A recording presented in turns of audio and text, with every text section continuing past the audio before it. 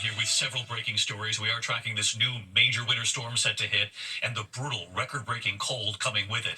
But we do begin with these harrowing new images tonight of that Delta jet crash at Toronto's Pearson Airport.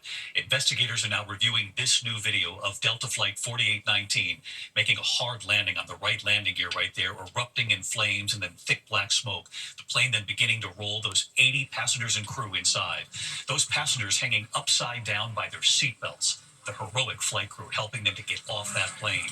All 80 people on board survived, at least 21 injured, 2 remaining hospitalized tonight. But with the careful guidance from that 4-member flight crew, this was a miracle that everyone survived.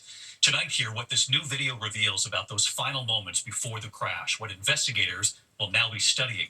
ABC's Gio Benitez covers aviation. He leads us off from Toronto tonight.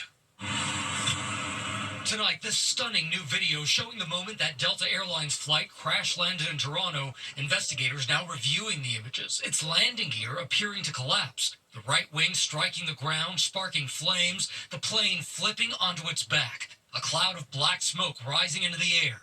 We hit the runway extremely hard and we kind of popped up and it felt like we were leaning to the left. There was a giant firewall down the side. I could actually feel the heat through the glass. And then we were going sideways. I'm not even sure how many times we tumbled, but we ended upside down. I was hanging there in my seatbelt upside down. The footage obtained by TMZ showing the Delta regional flight from Minneapolis touching down yesterday afternoon. Passenger John Nelson describing the harrowing moments inside, suspended by his seatbelt. At this point now, you're literally hanging upside down in this plane. I didn't want to hit my head. I wanted to make sure, I could stay safe as much as I could and just hold on and hope that we made it through that. Everything, drop it! Flight attendants seen standing on the ceiling of the plane, helping passengers scrambling to escape. Nelson shooting this video moments after the crash. Toronto. We just landed. Our plane crashed. It's upside down. Fire department's on site. At least 21 people injured, including a child. Patients treated for back sprains, head injuries, headaches, and nausea. But miraculously, all 80 passengers and crew were alive. For everyone to have survived this, what does that mean to you? I think I'm still processing it. It's when you see the videos and you live through it, nobody should have to go through that. It's crazy. At the time of landing, winds gusting up to 40 miles per hour. The cause of the crash, though, still under investigation. The plane's charred fuselage now sitting frozen on the runway for examination. And tonight, that flight crew and those first responders who escorted everyone to safety hailed as heroes. Every time you board a flight, you are greeted by flight attendants and by flight crew. We saw the most important role that they play in action yesterday. The crew of Delta Flight 4819 heroically led passengers to safety. I thank each and every one of these heroes. And David, tonight, so many focusing on what those passengers did right, wearing those seatbelts, listening to the flight attendants, getting out of that plane fast, and leaving that luggage behind, all of it likely saving lives. David? All right, Gio Benitez leading us off here tonight. Gio, thank you. And as Gio pointed out there, investigators will be looking very closely at this new video that's emerged of the plane just moments before it crashed. ABC News consultant, retired Colonel and pilot Steve Ganyard has studied the video. And Steve, thanks for being here again tonight. We see in this video the Delta jet approaching the runway. The approach appears somewhat normal until those final moments. What do you see and what do you make of the landing gear? Yeah, David, in this extraordinary video, in the last 50 feet or so, it looks like they're doing a great job. It looks like a very normal approach. The airplane is stable. They're not fighting it, even though the winds are high. So it looks like it's going to be a great landing. We watch it all the way till it gets to about 10 or 20 feet above the ground. It's still a very normal landing.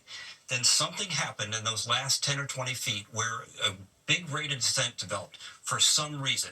Could have been a couple of factors. Could have been pilot error. Maybe the crew didn't flare the airplane, pull back on the stick and cushion the landing. It could have been wind shear. Or maybe they just touched down hard and there was some sort of a mechanical failure or a defect in the landing gear. But at that point, it's that 20 feet above the runway where this mishap began to occur. And Steve, I know you also studied the plane once it crashes into the runway and actually rolls. What stood out to you there? Yeah, I think what's really interesting there, David, as it crashed, we saw that the right main landing gear gives way. You see the snow getting kicked up. It leans on the right wing, it punctures the fuel tank, and it begins to burn. And as it begins to burn, it skids to the right. At that point, the left wing is getting enough air over it that it flips the airplane up onto its back. But as you and I have talked about, the good thing here is that the wings held most of the fuel. And as those wings got ripped off, that fireball stayed behind the cabin. So two parts of the miracle here. One is that the cabin remained intact, didn't break up.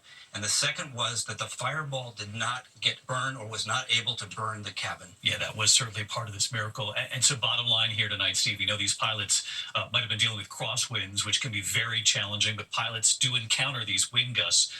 And in addition to the pilots in those final moments, the landing gear, two significant questions tonight. Yeah, David, I think the key here is that what happened in those last 20 seconds, this certainly was varsity weather, but the crew, frankly, should have been able to handle it. So what happened in that last 20 seconds? Why did that rate of descent occur? And why did the airplane hit the runway so hard will be what the investigators really going to look at first. Colonel Steve Ganyard back with us here tonight. Steve, thank you. We turn next tonight to this new winter storm and the brutal cold. 100 million Americans across 25 states now on alert tonight. This new storm, snow and ice from Montana down to Texas, all the way to the east to the mid-Atlantic. And the wind chills, it felt like 21 below in Chicago. It'll feel like 1 degree in Dallas. Ice-covered roads in Oklahoma City, a semi-truck sideways on Interstate 40. Whiteout conditions in Oswego County, New York. Lake-effect snow right through tomorrow morning. Ginger Z timing it out in a moment, but first ABC's Faith Abube with the images as this barrels across the country tonight. Tonight, icy wrecks all over the heartland as a massive winter storm slams the country. In Oklahoma City this morning, freezing rain turned roads to ice rinks. Watch as this Lowe's truck spins all the way around, fishtailing before regaining traction. This on-ramp just too icy for that truck to get up. A big rig blocking traffic on Interstate 40. You can see the backup behind him. I mean, that has got I-40 down to one lane, it looks like. This dash cam video showing an Oklahoma Turnpike Authority plow truck getting sideswiped into the guardrail by an 18-wheeler. Parts of Kansas could get more than a foot of snow. The same system dumping up to 2 feet in the Rockies. This avalanche spotted by drivers along I-70 in Frisco, Colorado, Monday. And it's all fueled by the coldest air of the season. Chicago this morning felt like 21 below zero. And the death toll rising in Kentucky to at least 14. The hard-hit region now bracing for up to 6 inches of snow. And here in Wichita, officials are urging drivers to stay off the roads because of blowing snow. Up to 8 inches in total expected. And David, it is brutally cold. By morning, we're expecting the wind chills to feel like 20 degrees below zero. David. All right, Faith, we sure do appreciate it tonight. Thank you. Let's get right to our chief meteorologist, Ginger Z, tracking it all again tonight. Hi, Ginger. David, winter storm warnings up from Oklahoma City to Virginia Beach, Virginia. Let's go ahead and dive into the timing. We've seen 4 to 5 inches in the Ozarks already, northeastern Oklahoma near Tulsa to Rogers, Arkansas, but it's going to move across I-40 tonight. Nashville gets it through the early morning hours. Going to be a rough commute there. And then it will blast east through the afternoon, and that's where Norfolk or Virginia Beach, just north and east of Raleigh, going to get some of the problems. Messy, too, with the sleet and freezing rain south of there along I-95. Wanted to show you the little bursts of snow that come through Thursday, but a majority of it is gone on Thursday. And then the cold, record cold from Baton Rouge up to Omaha, David. All right, Ginger Z back with us here tonight. We'll see you first thing in the morning on GMA. Ginger, thank you. We turn now to President Trump late today, defending the mass firings of thousands of federal workers. What he said about the effort today. He was also pressed about the hundreds of workers from the National Nuclear Security Administration that monitors the country's nuclear stockpile. The administration scrambling to rehire some of those workers who were fired. The president was pressed to explain what's happening. ABC senior political correspondent Rachel Scott in West Palm Beach, Florida tonight. Tonight, President Trump defending the speed and scope of the dramatic layoffs sweeping through the federal government. Amid the push to purge the workforce, mistakes being made. Hundreds of workers at the National Nuclear Security Administration were fired. Sources say officials unaware the agency is responsible for managing the nation's nuclear stockpile, been scrambling to hire those workers back. Some of these workers focus on nuclear weapons security, were immediately rehired. Do you have any concerns about how these terminations? No, not at all. I think we have to just do what we have to do. In some cases, they'll fire people and then they'll put some people back, not all of them, because a lot of people were let go. Don't forget, I got elected on the basis of making our government stronger and smaller. Thousands of workers fired at the Department of Health and Human Services, where today the new secretary, Robert F. Kennedy Jr., addressed those who remain, his team telling them selfies are welcome. Kennedy declaring HHS will now study possible causes of chronic diseases. Some of the possible factors we will investigate were formerly taboo or insufficiently scrutinized.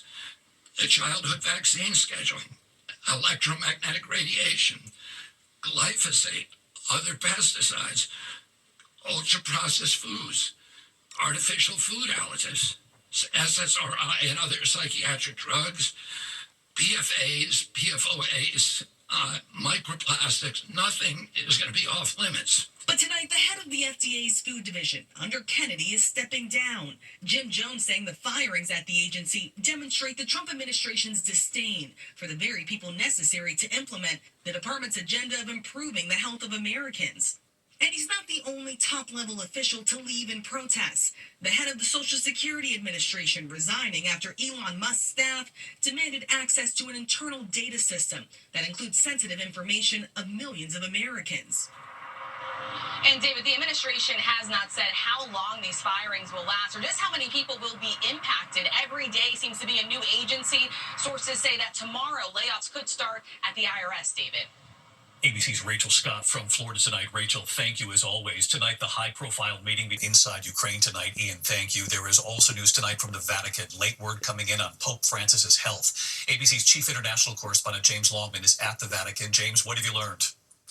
David, a concerning development here tonight. Pope Francis is now fighting pneumonia. The 88-year-old had a CT scan which showed that he has now got an infection in both of his lungs, certainly more serious than the bronchitis he'd been earlier diagnosed with, and it all feeds into this complex clinical picture that we had been told about. Remember, he had part of a lung removed when he was a younger man. Despite all this, we are told he is in good spirits, and he thanks all those who've been sending him messages of support.